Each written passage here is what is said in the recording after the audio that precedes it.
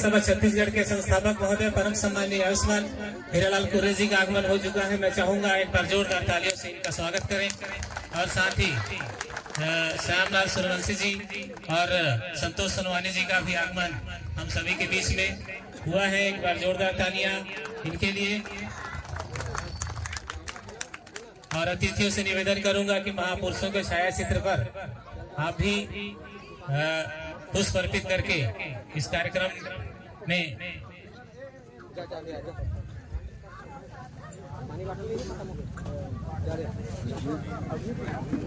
अतिथियों का सम्मान करेंगे, महापुरुषों का।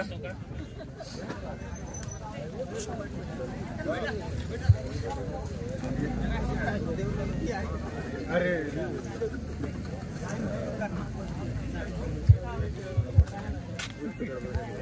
चलाते रही। हेलो हेलो तो लीजिए, हम सभी के बीच में है। मैं एक बार चाहूंगा जोरदार तालियां हमारे वक्ता परम सम्मानीय सुरेंद्र लाल चौधरी के लिए। आप आए और अपने विचारों से हम सभी को अवगत कराएंगे।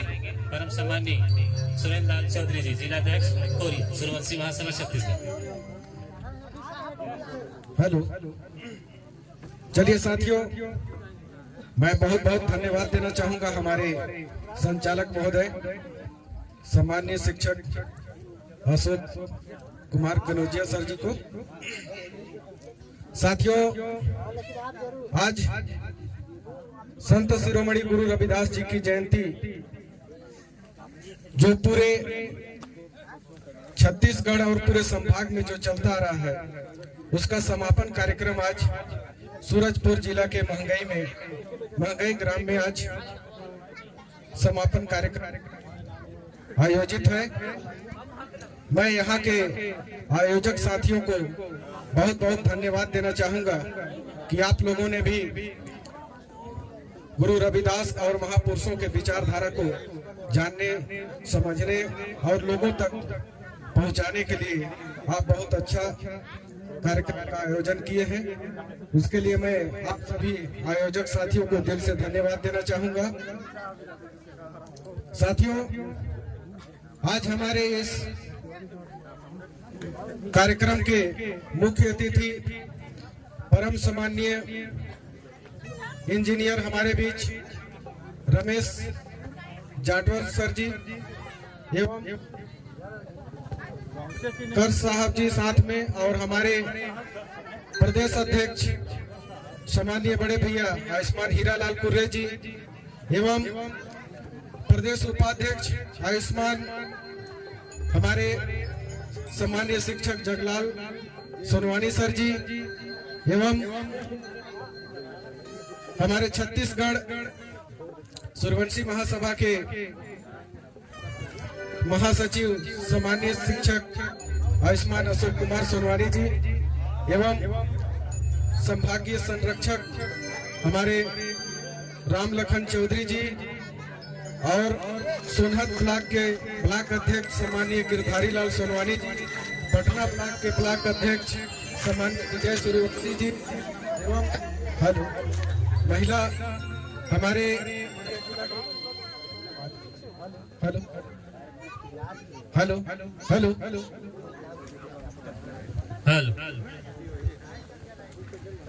साथियों, थोड़ा सा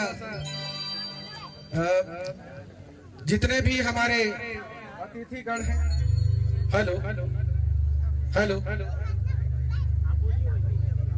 सभी को मैं सादर जय भीम, नमो बुद्धाय, जय रविदास। साथियों, अभी हमारे बीच मेरे से पूर्व कई वक्ताओं ने भी हमारे महापुरुषों की विचारधारा को आप सबके बीच में रखा।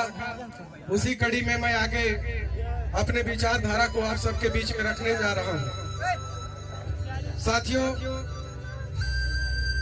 बहुजन समाज हमारा बहुत विशाल समाज है, जिसे जातियों में टुकड़े टुकड़े में बांट करके इसे बिखेर दिया है।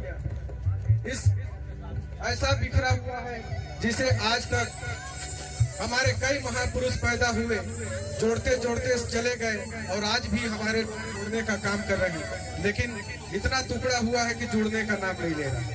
तो चलिए साथियों, मैं अपने बातों को शुरू करूं इससे पहले हमारे बहुजन समाज में जन्मे सभी संतों गुरुओं पुरुषों के चरणों में सत सत नमन।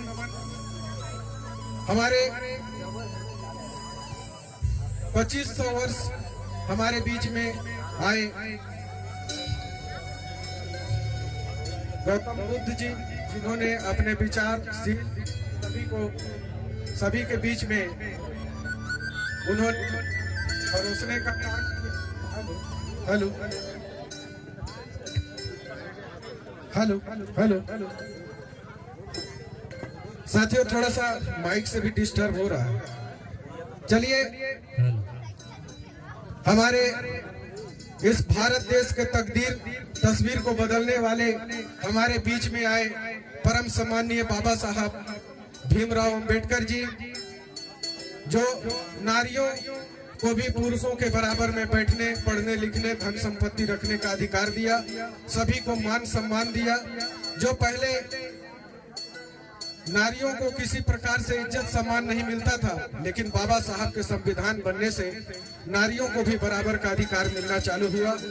तो चलिए साथियों, आज उसी मिशन, अधूरे मिशन को पूरा करने के लिए हमारे बीच में आए मान्यवर कांसी राम साहब, जिन्होंने इस बहुजन समाज के जो कोई भी व्यक्ति राजनीति को नहीं जानता था, समझता था, उसे एक राजनीतिक मंच देने का काम किया और बाबा साहब के अधूरे मिशन को कुछ हद तक पूरा करने का काम किया। तो चलिए, इन सभी के चरणों में सत सत नमन। साथियों, आप सबको मैं बताना चाहूंगा, जिस प्रकार से ढोंग पाखंड आडंबर के बीच को आप सबके बीच में मेरे पूर्व वक्ताओं ने जो आप सबके बीच में रखा, लेकिन जब 250 वर्ष पहले, हमारे 2500 साल पहले हमारे बीच में तथागत बुद्ध जी आए, जिन्होंने इस ढोंग पाखंड आडंबर को दूर करने का काम किया, लोगों को समझाने का काम किया। लेकिन 2500 वर्ष बीत जाने के बाद भी आज भी हम लोग नहीं समझ पाए। इसके बाद हमारे बीच में आए संत शिरोमणि गुरु रविदास जी, जो 647 साल पहले, उन्होंने भी इसी बुद्ध के विचारों को हमारे बीच में रखने का काम किया। सभी मनुष्यों को बराबर का बात किया, सभी के मान सम्मान के लिए जो बात किया, लेकिन हम लोग 647 साल बीत जाने के बाद भी आज भी हम लोग नहीं समझ पाए। इसके बाद हमारे बीच में आए छत्तीसगढ़ में गुरु घासीदास जी, जो रविदास जी के अधूरे शब्दों को उन्होंने पूरा करने का काम किया, लेकिन 250 साल बीत जाने के बाद भी आज हम लोग नहीं समझ पाए। तो साथियों, अब हम किस महापुरुष का इंतजार कर रहे हैं कि जो हमें आएगा और समझाएगा। तो हमारे बीच में आते रहते हैं, जाते रहते हैं, लेकिन हम लोग समझ नहीं रहे। इसके बाद डॉक्टर बाबा साहब भीमराव अंबेडकर जी हमारे बीच में आए। उन्होंने दुख दर्द को, बहुजन समाज के दुख दर्द को समझा और कितने कठिनाइयों से पढ़ाई लिखाई किया और कितने कुर्बानियों से संविधान को पूरा किया। लेकिन आज भी हम संविधान अधिकारों को जानने समझने का काम नहीं कर रहे। तो साथियों, मैं यही बताना चाहूंगा आप सभी को कि जिस प्रकार से हमारे बीच में कई महापुरुष पैदा हुए, सभी ने सत्य का मार्ग दिखाना चाहा, सभी ने मान सम्मान से जीने का अधिकार दिलाना चाहा, लेकिन आज भी हमारे लोग नहीं समझ पा रहे। उनके बाद मान्यवर कांसी राम साहब आए, जो हमारे इस बिखरे हुए बहुजन समाज को और दफन हुए महापुरुषों को जो निकाल करके हमारे बीच में लाने का काम किया, परोसने का काम किया। इससे पहले क्या हम लोग जानते थे कौन बाबा साहब, कौन बुद्ध, कौन रविदास? बहुत कम लोग जानते थे। हमारे कोई भी नहीं जानता था कि गुरु घासीदास जी कौन थे, बाबा साहब कौन थे, कांसी राम साहब अगर नहीं आते, नहीं खोद करके निकालते, तो आज हम लोग किसी महापुरुष को नहीं जानते। साथ साथियों, मैं आप सबको बताना चाहता हूं कि कोई भी हमारा बहुजन समाज राजनीति को नहीं जानता था। हमारे बीच में आदिवासी भाई भी हैं, हमारे लोग भी हैं। मैं सभी को यही बताना चाहता हूं कि जब से बहुजन समाज पार्टी बना तब से हमारे बहुजन समाज को राजनीति करने का मौका मिला। हमारे बीच में हीरा सिंह दादा भी आए, उन्होंने भी उसी राजनीति बहुजन समाज के दुख दर्द को समझाने का काम किया। जो कांसी राम साहब लेकर के चले वही गुरु हमारे बीच में हीरा दादा भी लेकर के चलना शुरू किए, तब जाकर के हमारे लोग कुछ राजनीतिक चेतना जागृत हुई। तो साथियों, आप सभी को मैं यही समझाना चाहूंगा कि देखिए, हमारे कितने महापुरुष आए और चले गए, लेकिन हमें कोई अब किस महापुरुष की हम इंतजार कर रहे हैं और ऐसा क्यों पैदा होकर के मरते रहेंगे जब हमको समझना ही नहीं। तो ऐसे महापुरुष आए और चले गए, अब कितने महापुरुष आज भी हैं, लेकिन हम उनके समझ नहीं पा रहे। आज हमारे बीच में कई महापुरुष हैं, अभी भी हैं, लेकिन हम उनके शब्दों को नहीं समझ पा रहे, उस राजनीतिक मंच को नहीं समझ पा रहे। तो आप सबको समझना होगा। साथियों, अभी मुझे बड़ा दुख होता है, जब उतना दिन बीत गया, हजारों साल बीत गए, जब हम लोग नहीं समझ पा रहे हैं। आज हम लोग सूर्यवंशी महासभा बनने के बाद पूरे प्रदेश में हम लोग एक ही शब्द को बोल रहे हैं कि आप ढोंग पाखंड आडंबर से दूर रहो, अपना बौद्धिक विकास करो, बुद्धि का इस्तेमाल करो। क्योंकि बाबा साहब ने जो मंदिर का दरवाजा खुलवाया था, हमारे लिए पूजा पाठ करने के लिए नहीं खुलवाया था साथी।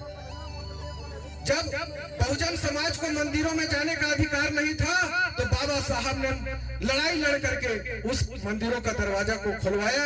इसलिए खुलवाया कि जाओ वहां पर जा करके देखो कि वहां पर क्या है।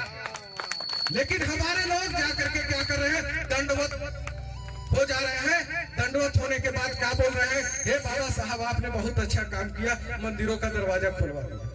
लेकिन साथियों, मंदिरों का दरवाजा बाबा साहब ने पूजा पाठ करने के लिए नहीं, ढोंग पाखंड आडंबर को फैलाने के लिए नहीं, वहां पर यही दिखाने के लिए उन्होंने दरवाजा को खुलवाया कि जाओ देखो वहां पत्थर के अलावा तुमको कुछ नहीं मिलेगा। लेकिन हमारे लोग उस पत्थर को भगवान समझ लिए। आज हमारे बीच अगर तथागत बुद्ध नहीं आते, संत रविदास जी नहीं आते, बाबा साहब नहीं आते, तो क्या हम जानते क्या? हमारे लिए हम जो गंदी नालियों में पड़े रहे, उस कीड़े के समान को इंसान बनाने वाले बाबा साहब भीमराव अम्बेडकर जी के उस कुर्बानी को हम भूल गए। मंदिर के दरवाजे में उस कुर्बानी को हम भूल गए। तो साथियों, कितना बड़ा दुख होता है। आज मैं जो थोड़ा सा बोलने के लायक आप सबके बीच में बोलने के लायक हुआ हूँ, तो हो ना हो कांसीराम साहब और बाबा साहब के कुर्बानियों के कारण आज मैं यहाँ पर बोल पा रहा हूँ। साथियों, आज मुझे जो बोलने का भी अधिकार मिला है, तो बाबा साहब अम्बेडकर के द्वारा ही मिला।